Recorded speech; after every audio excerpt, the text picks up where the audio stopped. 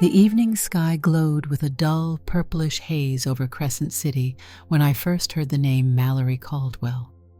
My office phone rattled against the desk, and I nearly let it go to voicemail. Late calls usually spelled trouble, either from someone who thought private investigators worked miracles at a bargain price, or from an old acquaintance hoping to pass off a dubious job. But that night, the urgency in the caller's voice caught my attention. Whoever it was sounded frazzled. I picked up. "Mr. Riley?" a woman asked, breath halting as if she had just jogged up several flights of stairs. "My name is Samantha Caldwell. I was told you might be able to help me." Despite the hour, I tried to sound professional. "You've got the right guy. How can I help?" She explained in a rush that she was worried about her niece, Mallory Caldwell, an heiress set to inherit a sizable chunk of a family trust. The young woman, although young turned out to be a generous term for someone in her mid-20s, had always been adventurous, but recently stopped answering calls and vanished from her usual haunts. Rumors drifted through hushed circles that Mallory had immersed herself in an exclusive women-only social group. No one knew the details, but they believed Mallory had gone off the grid for reasons unknown. "If she were just off traveling or taking a sabbatical, I wouldn't be this panicked," Samantha breathed. "But we received word that she might be caught in a situation. We're not certain, but we do know she was last seen with a group that allows no men near its private gatherings. Nobody, no investigator, no reporter, can get close to them without a specific invitation. Mallory's mother is worried sick. We don't know if she's in trouble or if she's there by choice." I listened carefully, scribbling notes on a legal pad. The notion of a closed circle, one that categorically excluded men, immediately posed a unique hurdle. As I asked a few clarifying questions, Samantha's voice turned sharper, betraying deeper anxiety. "We've tried hiring a couple of people," she said, "but neither one could even locate the gatherings. Someone told us to contact you specifically because you're discreet, and they said you have a knack for unusual cases." Discreet was one word for it. Desperate for my next big case, I agreed to meet her the next morning. I hung up, aware that my usual detective methods, hiding in the shadows, tailing suspects in a battered sedan, or bluffing my way into a building with a quick flash of an ID, would fail against a social circle designed to keep men out. As I straightened the blinds and turned off the lights, I wondered how I might even begin to crack that wall of secrecy. Samantha Caldwell turned out to be a sturdy, middle-aged woman with cool eyes and a controlled posture. When she arrived at my office, I offered her coffee, which she accepted. She handed me a manila folder stuffed with photos of Mallory at lavish events and charity galas. The images showed a woman with a bright smile, wearing couture gowns, frequently surrounded by older relatives, socialites, and the occasional fiancé of the month. Mallory's hair was the color of straw in sunshine, and her eyes hinted at a combination of curiosity and mischief. Samantha drummed her fingertips on my desk as I flipped through the pictures. "She's always been independent," Samantha explained. Growing up wealthy with so many expectations placed on her, Mallory insisted on forging her own path. She dropped out of college at one point, tried living abroad, and then she'd come home to help with charity events. But something changed over the last year. She became more secretive. At first, we thought it was a normal search for freedom. Then she stopped returning calls.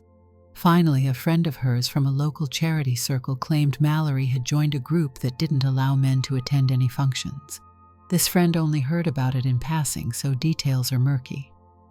I tapped a photograph of Mallory wearing a pearl necklace and a half smile. "You suspect there's more going on than a simple withdrawal from social obligations?" Samantha sighed. "Yes, and this group, if you can even call it that, operates in hush-hush circles. Apparently it's a female-led consortium, quite exclusive, rumored to host gatherings at secret venues. Nobody can get near them without an invitation, and now Mallory has vanished within it." My mind whirled. The only way to infiltrate that circle is to become someone they'd accept. Samantha exhaled a shaky breath. We need to get you inside. And there's only one route. She didn't need to elaborate. I understood immediately. If men were forbidden, the only way in would be as a woman. It was such an outlandish solution I felt my stomach lurch. You're sure about this? I asked. It won't be a casual disguise. I'd have to learn how to pass. Her voice was calm but insistent. The family is prepared to finance what it takes. We know it's unusual, but we're out of options. Nobody else can do it. I looked again at the photo of Mallory. In it, she seemed carefree, yet there was an emptiness behind those smiling eyes, an expression hinting at deeper yearnings that perhaps not even her family had noticed. I found myself agreeing to this scheme, partly out of curiosity, partly out of professional pride. No other strategy existed to penetrate that fortress of secrets. And as unusual as it was, a job was a job. Arrangements were made quickly. Samantha introduced me to a stylist named Corinne, someone with experience in costuming. Corinne was in her early 30s, sharp-witted, and known to be discreet. We met in a small studio that belonged to one of her friends. Boxes of accessories and racks of clothing cluttered every corner. Large mirrors dominated one wall, lights reflecting from every angle. The plan? Turn me, Jack Riley, late 40s, rugged from years of detective work, hair starting to show streaks of gray, into a refined, wealthy divorcee. I insisted that if we were going to do this, we had to do it properly. No half measures. Corinne approached me with an appraising gaze, tapping her lip with a pen. All right, we'll call you Jacqueline. Or do you prefer something else? I shrugged. Jacqueline is fine. She nodded, rummaging through a box of wigs. Eye color, hair color. We can shift those around. We'll need shapewear. You'll have to learn posture, voice modulation, mannerisms. Nothing extreme, but enough to move through these gatherings without drawing suspicion. I felt a surge of discomfort. I'm not sure I can pull off the voice. I sound like I chew nails for breakfast. Corinne gave a knowing chuckle. A smoky contralto might be more convincing than some breathy tone. You'll learn to use softer inflections and rely on body language. With practice, you can become a woman of means who's used to drawing gazes without explaining herself. She led me to a changing area, handing me garments that felt alien in my hands, a structured undergarment, a tailored dress, and a pair of low heels. Start with these. We'll adjust as needed. This is the first step. Get used to the clothes. For someone who had worn only suits, casual slacks, and old t-shirts, feeling the zip of a snug dress was jarring. The heels felt precarious. With every step, I wobbled, cursing under my breath. Corinne tried to stifle her amusement. She pulled my shoulders back and adjusted my posture. Stand tall, weight balanced on the balls of your feet. Move your hips just enough to sway naturally. Don't stomp like you're chasing suspects down a back alley. I grumbled. This is more complicated than I expected. You'll get used to it, she replied, rummaging through her kit for makeup. Though you have to let me know if you feel dizzy, especially with the heels. Dizzy? No. Clumsy. Definitely. A swirl of nerves took hold as she ushered me to a chair by the mirror. She started applying concealer, foundation, contour, terms I had never bothered to learn. Each step stripped away the face I knew from the mirror every morning. I watched as my jaw seemed to soften, my cheeks became more pronounced, and my eyes seemed bigger, framed by subtle eyeshadow and a hint of eyeliner. It's about shading, Corinne explained, helping your features look more feminine under different lighting conditions. We won't overdo it. Less is more. She settled a chestnut brown wig over my hair. I felt the grip of bobby pins holding it in place. When I glanced at myself, It was a shock. The person staring back looked foreign, not quite me yet, not fully someone else. My breathing went shallow. The detective in me remained, but it was trapped behind this carefully engineered facade. Corinne nodded. This is just the start. You'll spend at least a week practicing mannerisms, walking around in these outfits, building an entire persona. You need to believe you can do this when the time comes. Her words made sense. To pass as Jacqueline, I had to give a credible performance. Undercover work was hardly new to me, but this was an entirely different sort of infiltration, one where every gesture could betray me if done incorrectly. Those training sessions became daily routines. I learned to hold my head high, not with the confrontational tilt I used in interrogations, but with quiet confidence.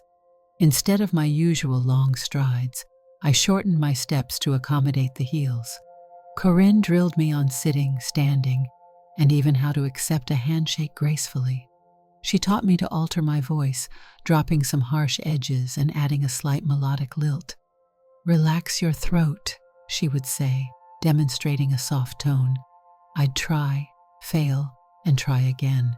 She insisted on repetition until the patterns of movement and speech started to sink in, almost like muscle memory. One afternoon, after hours of voice exercises, we took a break. I lowered myself carefully into a chair, mindful of the dress's fit. The transformation was exhausting. Corinne sipped her water and gave me a sympathetic look. "I know it's draining," she said, "but from what Samantha told me, you've got a big stake in this. If you can infiltrate that circle, you might be the only one who can bring Mallory back." I nodded. The memory of Samantha's desperate eyes fueled me forward. Everything about this job felt unorthodox. My detective instincts told me that something bigger was at play, that Mallory's disappearance wasn't a simple matter of vanishing into a private society for a lark. My curiosity flared with every day of training. Another key step was forging Jacqueline's backstory. I worked with Corinne and Samantha to craft a narrative. We decided Jacqueline was an American widow in her 40s, returning from a stint abroad after losing her husband. Thanks to her late spouse's estate, she was wealthy enough to meet the standards of the exclusive group. We created a history of philanthropic interests, forging documents and references that hinted at discreet connections. Samantha pulled strings to ensure invitations might be extended to this mysterious newcomer. Samantha handed me new IDs and credit cards one afternoon in a nondescript envelope. "Everything is as real as it gets," she remarked, a slight grin on her face. "If you didn't know, you'd think Jacqueline was flesh and blood." I flipped through the documents: driver's license, passport, credit cards in Jacqueline Riley's name. "How far does this cover me legally?" I asked. She replied, "Well enough for you to buy a plane ticket or rent a car under that name. Just be cautious. If you get arrested, that's a different story." I couldn't help a half smirk. "I'll try not to get arrested." The call came one evening from a contact Samantha had arranged, a well-connected woman named Celeste. Word had reached her about Jacqueline's philanthropic interests in women's empowerment. Celeste seemed curious about the new widow with money to spare. The invitation was subtle, more of a test than an outright "come join us." She proposed meeting at a small social event, an intimate brunch at a private club that only allowed female members and their guests. It was the moment of truth. I stood before the mirror that morning, heart pounding in ways I rarely experienced on a case.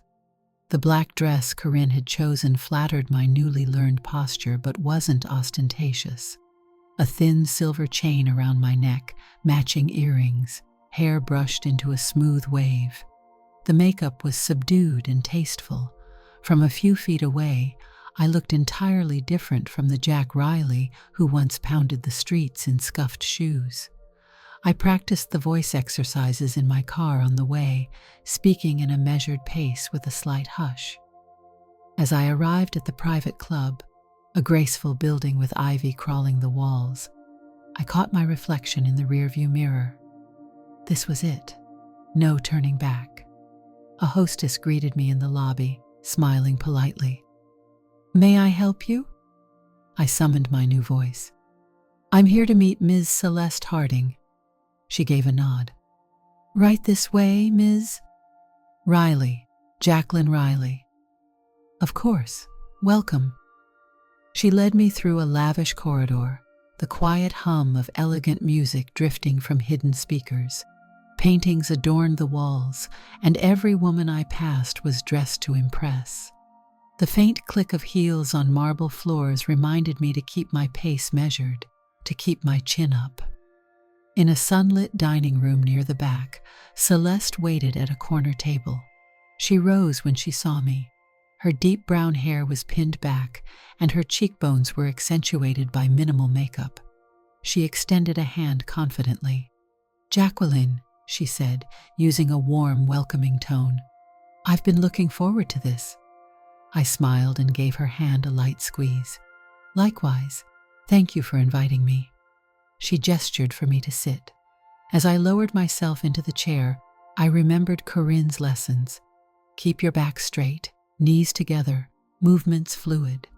It felt so unnatural, but I forced myself to comply. Celeste studied me with keen interest, making polite conversation about my supposed travels and philanthropic ambitions. She asked about my late husband. I had rehearsed the backstory enough times to keep the details straight. "I'm still settling back into city life," I said, sipping water with the slow grace I'd practiced. "But I've always believed in supporting organizations that uplift women, especially those that encourage independence." Celeste nodded. "We have a tight-knit circle here in Crescent City that shares your passion. Many of us come from diverse backgrounds, but we're united by common goals. We keep our gatherings private, though, as some of our members are quite well known or prefer to avoid publicity." I kept a polite smile, hoping to convey curiosity without desperation. "Privacy can be empowering," I offered. "In my experience, sometimes the most meaningful work happens behind closed doors." A spark of admiration flickered in Celeste's eyes. "Exactly. I'd like to introduce you to a few colleagues at an upcoming event. We're hosting a small soiree soon. It might be a chance to see if our circle feels like a good fit for you." I allowed a thankful nod. "I'd love that." She took my hands, her voice dropping to a soft, earnest tone. "We have certain expectations of mutual trust, Jacqueline. The success of our circle depends on discretion. Do you think you're prepared for that?" It was a question loaded with hidden meaning. I forced my posture to remain composed, even as my pulse quickened. "I do." We parted with an air of mutual understanding. I had passed the first test. My infiltration into Mallory's world was underway. Over the next week, I received instructions via phone calls and text messages from Celeste. The invitation was formal, yet cryptic. The event would be a gala at a private mansion on the outskirts of the city, rumored to be a retreat for influential women from society, business, and philanthropy. The hint was that Mallory might appear there, or at least associates who could lead me to her. Corinne helped me pick out a gown, a midnight blue piece that clung to curves I barely knew I had.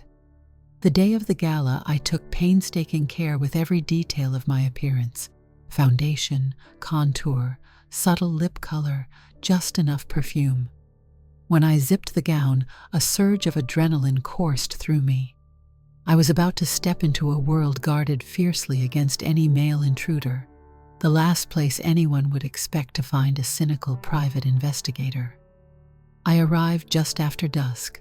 The mansion loomed behind ornate gates, each swirl of iron illuminated by lanterns. Valets and staff, all female, moved smoothly among the arriving guests. Each woman stepped out of her car looking poised, offering greetings to old friends. The air buzzed with hushed conversation and subdued laughter. A wide staircase led up to double doors, where names were checked against a guest list. When it was my turn, I offered a gracious nod to the attendant. She scanned the list, found Jacqueline Riley, and waved me through. Inside, I made my way past marble pillars and into a grand ballroom filled with sparkling chandeliers. Clusters of women chatted, sipping champagne. Strings of music played softly in the background.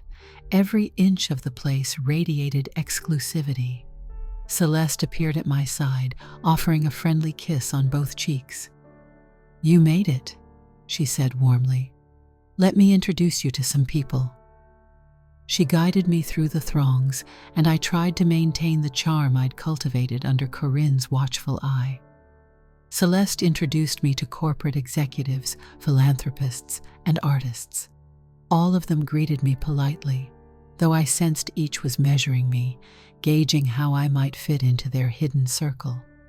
Over and over, I had the same conversation, a brief mention of my supposed background, a quick expression of shared interests in supporting women's causes, a toast with champagne.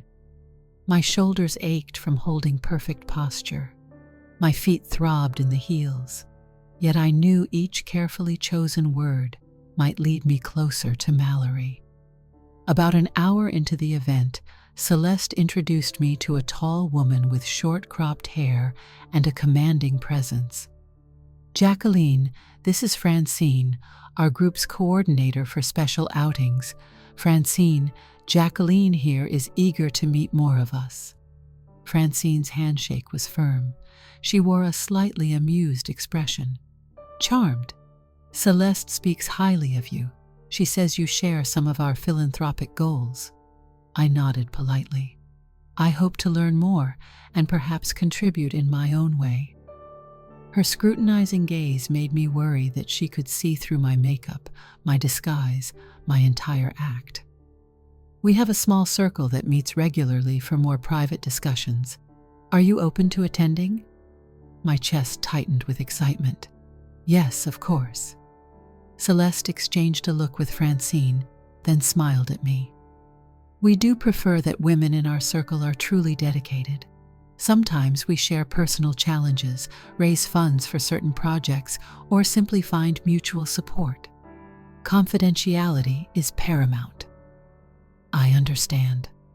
My voice came out steady to my relief. They seemed satisfied. Celeste drifted off to greet other guests, leaving me alone with Francine for a moment. The woman leaned in slightly, lowering her voice. "You seem genuine," she said. "We've had trouble in the past with those who seek to exploit our gatherings, especially men who try to pry into our affairs. That's why we screen carefully. We need to be certain about each new face." My heart hammered against my ribs. "I can assure you I have no hidden motives." A flicker of a smirk crossed her face. "Then you'll fit right in." A while later, as I moved through the ballroom, something caught my eye. A familiar figure at the far end, partially obscured by a column. She wore a sophisticated emerald green dress, her blonde hair piled into a low chignon. Even from across the room, I recognized the face from Samantha's photographs. Mallory Caldwell.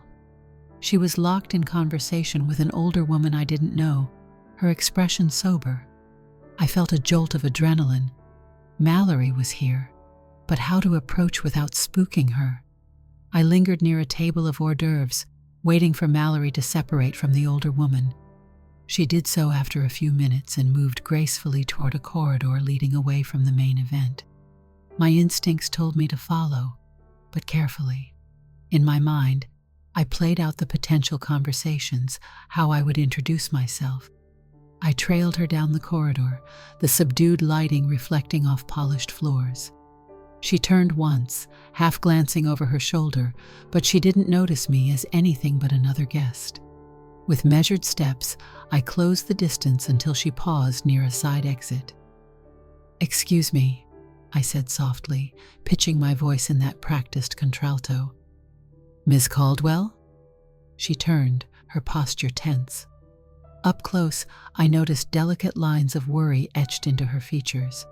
Her eyes flicked over me, trying to place my face. "I'm sorry," she said. "Do we know each other?" "I've seen you at a few charities in the past. My name is Jacqueline Riley." It was a partial lie, but it was the only route I had. "I wanted to introduce myself. I've heard so many good things about you and your work." Her expression softened slightly, though caution remained. "It's nice to meet you, Jacqueline. Have we met through mutual friends?" I let out a small laugh, an attempt to appear harmless and friendly. "We have a few acquaintances in common, though I doubt you'd remember me. I just moved back to the city. I was hoping to become more involved in local philanthropy circles." Mallory studied me quietly. "Well, this is certainly a place to meet people with shared interests." She gestured toward the corridor, inviting me to walk with her. It was a surprise to see her so receptive, but I accepted.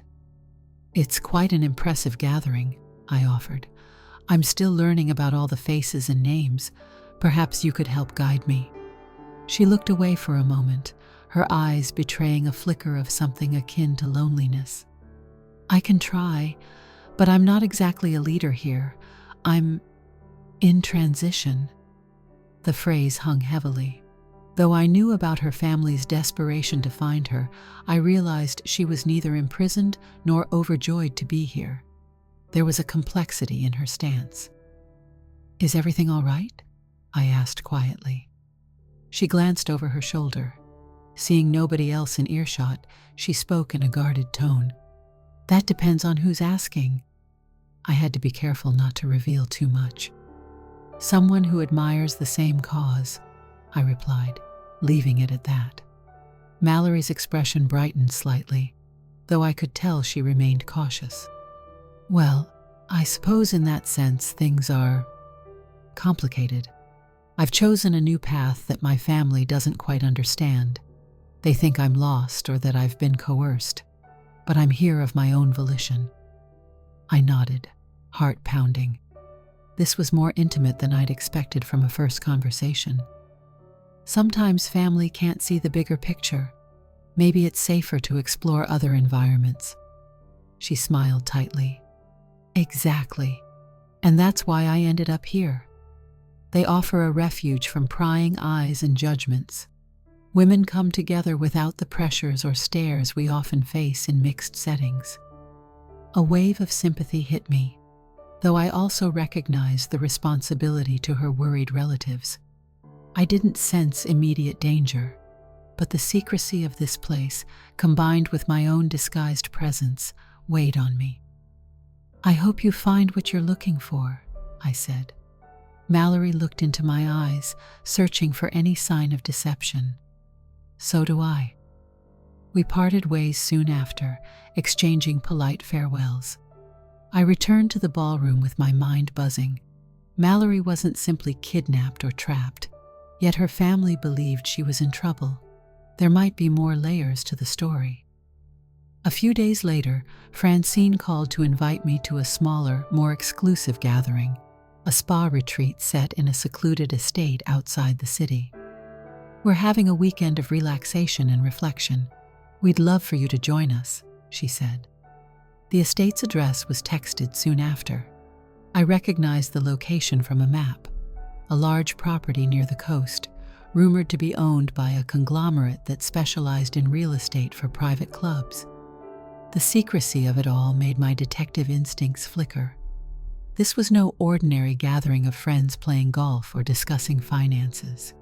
Something about the hush-hush environment made me wonder if someone was pulling the strings behind the scenes. Nevertheless, I packed for the weekend, carefully loading gowns, casual feminine attire, and all the cosmetics I'd need to maintain the persona. Corinne insisted I practice a few spa-appropriate outfits that balanced elegance and comfort.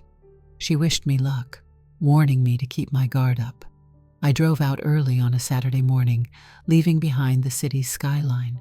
Soon I found myself navigating a winding road lined with tall trees that blocked the sunlight.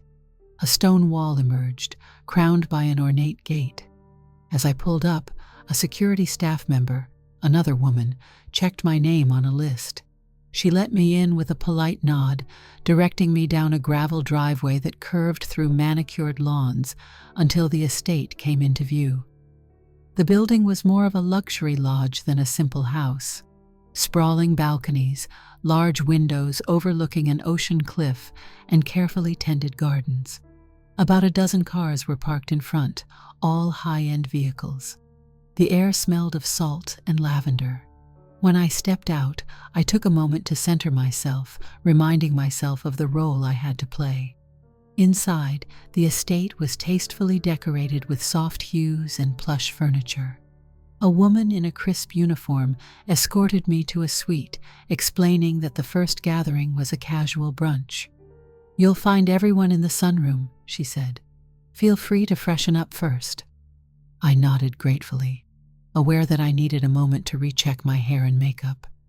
Inside the suite, I gazed at my reflection and was hit by how normal it was beginning to feel to see Jacqueline in the mirror. My suits and ties had been replaced by dresses, shaped undergarments, and an arsenal of beauty products. Part of me was uneasy with how easily I slipped in and out of these appearances. But my focus remained on Mallory and the reason for this ruse: to understand what she was involved in and to ensure she was safe. The sunroom was a spacious area flooded with natural light. Floor-to-ceiling windows revealed a rocky coast and the ocean's crashing waves beyond. Several women lounged on armchairs or chatted near a buffet laden with fresh fruit, pastries, and trays of colorful dishes. Celeste greeted me, offering a warm hug and inviting me to mingle. I recognized some faces from the gala. Francine was there, dressed in a casual yet tailored outfit. She motioned for me to sit in a nearby chair. After a bit of small talk, she directed her attention to the group. "Ladies," she began with a smile, "let's welcome Jacqueline as our newest guest. She's shown an interest in our mission. I trust you'll make her feel at home." A soft murmur of greetings followed. A few asked me questions about my supposed background and what drew me to the group. I replied with carefully rehearsed answers, each carefully vague but enthusiastic. Soon the conversation shifted to upcoming activities: yoga sessions, spa treatments, and private discussions. I wondered which discussion might reveal more about Mallory. As the morning drifted on, Mallory finally arrived. She wore a simple flowing dress, her hair down around her shoulders, looking more relaxed than at the gala. She greeted several women with gentle smiles, and when she caught sight of me, she offered a nod. "Good to see you again," she said quietly, taking a seat near me. "I didn't realize you'd be at this retreat." I feigned mild surprise.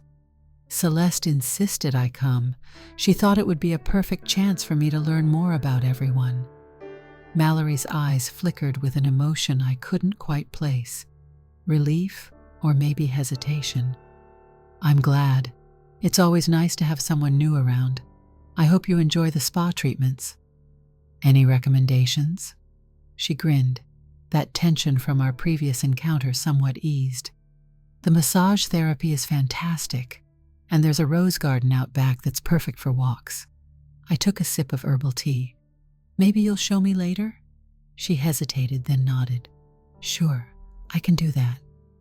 For a moment, the chatter around us faded, and I realized I was no longer just a detective on a mission. The cross-dressing aspect added another layer of complexity, especially when I was forging these human connections under false pretenses. I reminded myself to keep my priorities clear. Mallory's well-being came first. Midway through the day, after an indulgent spa session, a group discussion was announced in a private lounge. About 8 of us gathered in a cozy space with plush couches, a circle of candles flickering on a coffee table for ambiance. Francine guided the meeting, introducing the topic of philanthropy and personal growth. The conversation meandered between building new community projects and finding ways to support vulnerable women. At one point, a woman named Lillian, who appeared to be in her 50s, turned to Mallory. "Have you spoken yet with Ms. Jonas about the upcoming fundraiser?" Mallory shook her head. Not yet, but I'm planning to. Lillian pressed on. You should be careful with public events. You know our circle thrives on privacy. You wouldn't want any uninvited watchers. My detective antenna perked up. Here was a reference to outsiders not being allowed. Lillian's tone suggested that the group frowned upon outside interference. My mind raced with questions about how they enforced such secrecy and whether any real danger lurked behind these walls. Yet for all the hush and exclusivity, I hadn't seen overt signs of coercion so far. Instead, I sensed a guarded sisterhood. Celeste chimed in. We have to protect each other. The world outside can be hostile, especially when it comes to high-profile women or those who need a refuge. I forced myself to look supportive, even as my stomach twisted with unspoken tension. Mallory seemed to watch my reaction, possibly sensing my nerves. The talk continued for a while. Once it ended, a few women left to grab drinks. I stepped onto the balcony, breathing in the salty air, letting the ocean breeze cool my warm cheeks. This was a puzzle. So many well-meaning women who sought a safe harbor from society's pressures, but the entire place remained shrouded in mystery. Was Mallory in danger, or was she simply enjoying a place where no family could meddle? Suddenly, Mallory appeared beside me, her voice barely above the wind's whistle. You look a bit overwhelmed. I turned. There's a lot to take in. She gave a small, understanding laugh. I felt the same when I first arrived. It can be intense. They're protective, sometimes overly so. Why stay if it's too much? I asked gently, trying not to pry too obviously. She hugged herself against the breeze. Because there are times I need to unplug from the world and find people who won't judge me for who I am or how I choose to live. This circle offered me that. And your family? They must be worried. Her lips tightened. They never understood me. They want me to fill a role or follow a script. I can't do it anymore. That moment revealed the crux of her dilemma. She wasn't necessarily in physical danger, but she was estranged from a controlling family. My mind flickered to Samantha's frantic phone calls and the possibility that Mallory might not want to return. I swallowed, thinking of how to bridge the gap. I was torn between my professional duty and my empathy for someone who simply longed for a space to breathe. Then Mallory cleared her throat. Jacqueline, you seem trustworthy, but I'm not naive. I know some people have tried to infiltrate these gatherings for various reasons. I just want to know if you're genuine. Is your backstory real? My heart nearly froze. Was she on to me? What do you mean? I asked, fighting to maintain a composed expression. I asked around about you, but not many have heard your name before. That's not so odd, but a small part of me wonders if you're another intruder. Someone sent to pry. I managed a soft half smile. I get it. This place has reason to be suspicious, but trust can't be forced. Give it time, and I'll show you who I am. She studied me, possibly weighing my words against her intuition. Finally, she seemed to accept my answer, nodding slowly. Time then. All right. The second day of the retreat brought a flurry of activities: guided meditation, nature walks through the lush estate grounds, group lunches, and evenings by the fireplace with glasses of wine. I mingled, eavesdropping on hushed discussions. Some women were forging business alliances. Others were simply forging deep friendships away from prying male-dominated boards or gossip columnists. I saw no overt exploitation, at least not so far. Yet I felt the tension in Mallory whenever her family's name came up. She veered away from discussing them in detail. Once I overheard her on a phone call, her voice tight and angry. She ended the call abruptly, tears in her eyes as she strode away from the lounge. Whoever had been on the other end might have been Samantha or another relative, reminding her of obligations she refused to accept. Late on the second night, I found Mallory alone in the rose garden. The moonlight illuminated her figure, and the gentle fragrance of blossoms filled the air. She looked up when she heard my approach. "Couldn't sleep?" she asked quietly. I stepped closer. "I needed some fresh air. It's so peaceful out here." She touched a rose petal, lost in thought. Growing up, every aspect of my life felt controlled. Which schools, what parties, who to date. I had no room to think about what I might want. Maybe that's why I ended up here, to find space.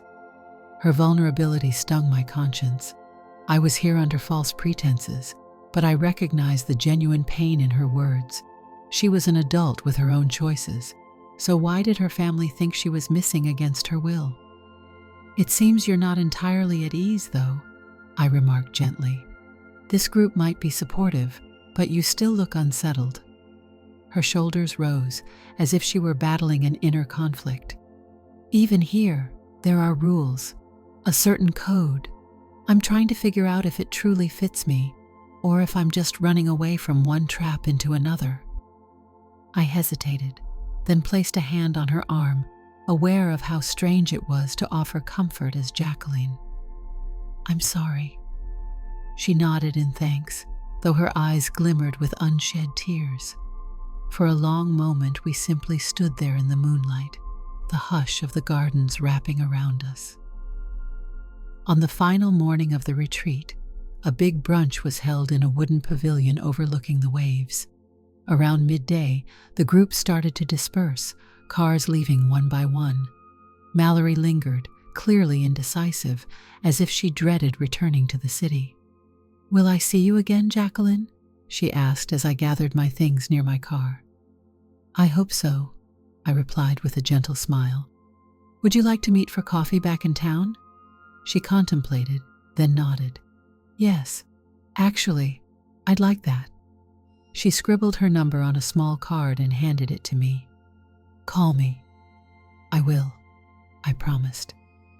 As I drove away, the estate's gate closing behind me, my mind spun with conflicting loyalties. Samantha and her family paid me to bring Mallory home. Yet Mallory, now that I'd seen her up close, didn't appear victimized. She was searching for her own path, albeit in a place guarded by secrecy. Perhaps the real risk lay in the group's extreme emphasis on privacy. If she wanted out, would they let her go? And if she wanted to stay, was that truly her decision alone?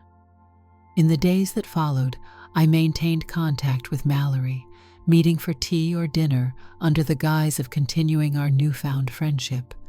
Each time, I grew more certain that she wasn't in immediate physical danger. Yet something in her eyes hinted at deeper turmoil, as though the group's tight embrace had become both comforting and stifling. She wasn't sure if she belonged there, or if she was obligated to stay due to some unspoken commitment. Meanwhile, Samantha was pressing for updates. I told her Mallory was alive and apparently healthy, but I was still gathering details. Samantha insisted on a swift resolution, anxious about rumors that Mallory's inheritance or trust might be exploited by unscrupulous figures. I was torn between professional duty and the empathy I felt for Mallory's predicament. One afternoon, Mallory called in distress. "Jacqueline, I need to talk to you. Can you meet me at Crescent Park in an hour?"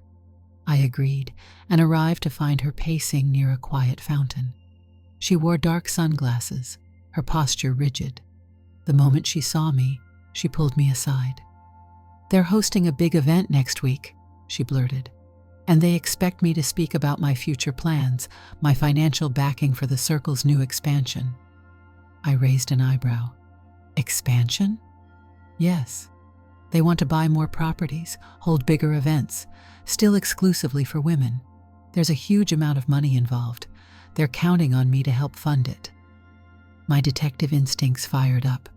"Is that what you want?" She raked a hand through her hair. "I'm not sure. I joined them for a sense of camaraderie, but now there's this subtle pressure. I can't decide if it's altruistic Or if they're taking advantage of me? What if they're just using me for my inheritance?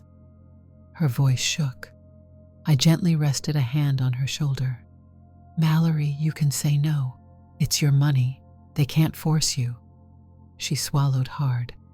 I thought that too. But these last few weeks, it feels like they're surrounding me, telling me this is my chance to do something significant with my wealth. And they're very good at making me feel like I owe them something after all the emotional support they gave me. I exhaled, my mind made up. You don't owe them that. You have every right to walk away if it doesn't feel right. She looked lost, tears gathering behind her sunglasses. I don't know how. They've become my home, but my family never understood me. Now this group might not either. Where do I go? My breath caught in my throat. This was more than just a missing heiress case. It was a woman wrestling with complicated choices. Mallory, I said softly, do what you truly want. If you want to cut ties with both your family and this group, you can. If you want to keep both, you'll need to set boundaries. It's your life. She nodded, though she still looked far from certain. There's a meeting with some board members tomorrow night at a high-end restaurant in the city. They want to finalize the expansion plans. I'm supposed to confirm my financial commitment. That might be your moment to speak up about your hesitation, I suggested.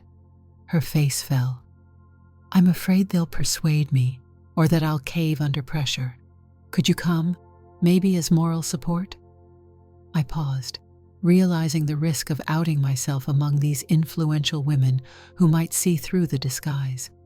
But I couldn't refuse her. This was my chance to see the group's leadership up close and maybe confirm whether they intended to exploit Mallory. Of course I'll be there, I told her. You won't be alone. The following evening, I arrived at the upscale restaurant wearing a tailored dress that Corinne had recommended for formal dinners. Mallory greeted me in the foyer, looking anxious. She led me to a private dining room where several well-dressed women were already seated, including Celeste and Francine, along with two I hadn't met before. They wore sharp expressions that suggested they were the circle's inner decision-makers. Dinner began cordially. Wine was poured, small talk flowed, but tension simmered beneath every polite remark. Eventually, the conversation turned to finances. One of the new women, Yvonne, leaned forward with a shrewd gleam in her eye.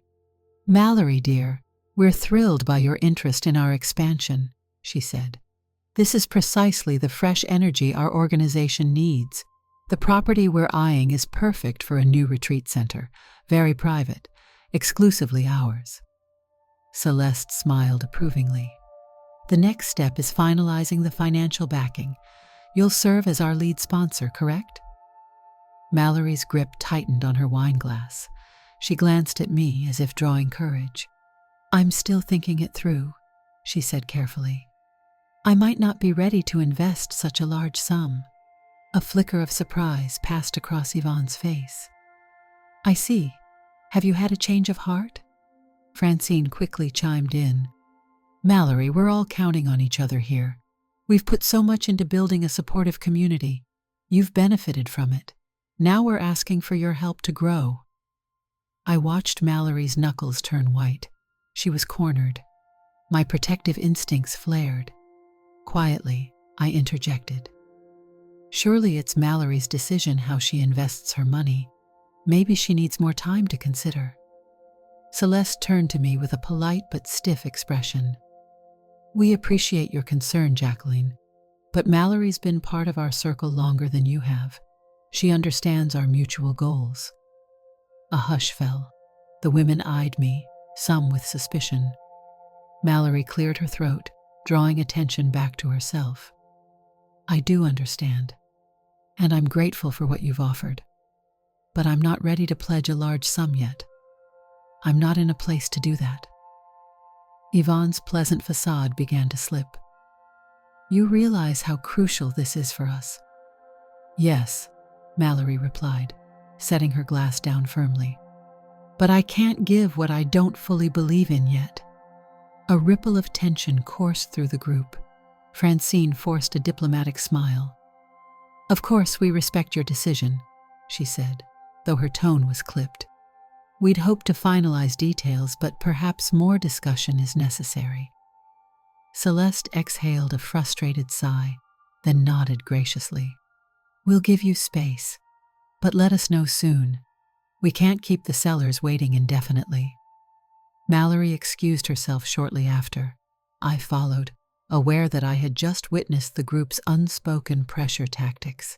In the hallway, she paused to catch her breath, hands shaking. "I thought I'd lose my nerve," she confessed, "but I'm glad I did it." I offered a gentle smile. "You handled yourself well." Mallory looked at me, a mix of relief and worry etched on her face. "I think I need to step away from them, at least for a while, sort out what I really want. They're not bad people, but I can't be their piggy bank." I nodded. "What about your family?" She looked torn. "They'll want me to come back under their control, but maybe I can find a middle ground. Maybe I can talk to my aunt. She used to be understanding, more so than my mother." It was the first time she'd hinted at reconciliation.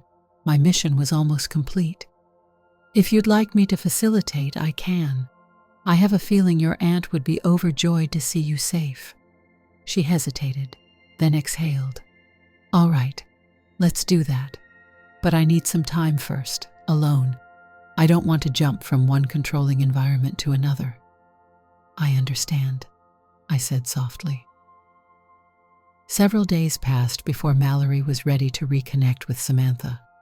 At her request, I arranged a meeting at a discreet location, a quiet tea room in the outskirts of town, away from prying eyes. Samantha arrived early, looking both nervous and hopeful.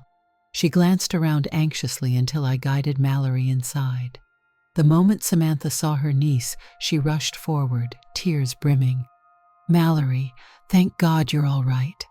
Mallory, tense at first, allowed her aunt's embrace. She didn't melt into it, but neither did she pull away. Samantha fussed over her, apologizing for the family's alarm, while Mallory explained that she'd needed space to figure out her own path. I watched quietly, feeling a sense of relief. Though I was still disguised as Jacqueline, I had been the bridge between them. My job was essentially done, but it left me with a whirlwind of conflicting emotions. I'd spent weeks living as this refined Jacqueline, forging connections, learning how different life could be when approached from that angle. Now that the case was concluding, my mind churned with the thought of returning to my old self, just Jack Riley, a man in worn-out shoes chasing leads in the city. When Samantha and Mallory finally separated from their emotional reunion, Samantha turned to me with gratitude. "I can't thank you enough. We were so worried. We assumed the worst." Mallory cast me a faint smile. "Thank you too. I know you did what you had to do." Her words weighed more than she realized. I nodded, uncertain what else to say. Samantha cleared her throat, offering Mallory a seat. "We'll talk. Figure out how to move forward with the family. You can stay with me if you don't want to go back to your parents." Mallory gave a hesitant nod. "That might be okay, but I need some freedom, Aunt Samantha. I can't fall back into the same patterns." "Of course," Samantha agreed quickly. "We'll respect your wishes." I watched them settle into a gentle discussion about next steps. Mallory might still face challenges, but at least she was safe, with more choices than before. And that meant my role here was over.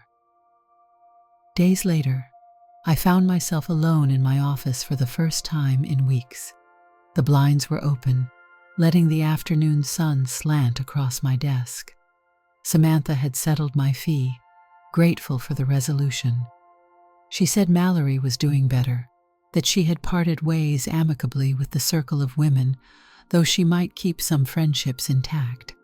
Everything had concluded as best as anyone could hope, and yet I felt an unfamiliar twinge. I glanced at the neatly folded dress in my closet, the wig stored in a hat box, the makeup kit Corinne had assembled. Reminders of Jacqueline. The rational part of me wanted to close that chapter. Being undercover as a woman had been purely tactical, an unorthodox job requirement. But another part of me couldn't quite ignore the memory of walking in those heels, the hushed confidence required to pass in that exclusive circle. It had changed the way I saw the world. People opened up to Jacqueline differently than they ever did to Jack. I found myself standing at the closet, running a fingertip over the silky fabric of the dress. It was a powerful reminder that I had glimpsed an alternative perspective on life. It wasn't something I could simply forget, even if it unnerved me. Eventually, I closed the closet door, sitting down at my desk to file the final report. My old detective routine would resume. New clients, new cases, new mysteries to solve. Still, I knew that somewhere in the back of my mind, Jacqueline lingered, like a quiet echo of a different life I'd briefly inhabited.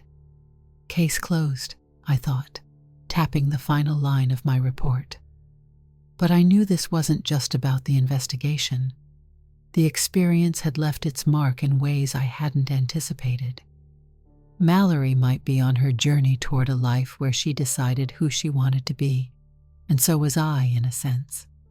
I turned off the desk lamp and left the office, stepping out into the city's bustle, wondering if the memory of Jacqueline would ever truly fade, or if it was destined to remain a subtle, persistent reminder of how much a single disguise could shift one's world.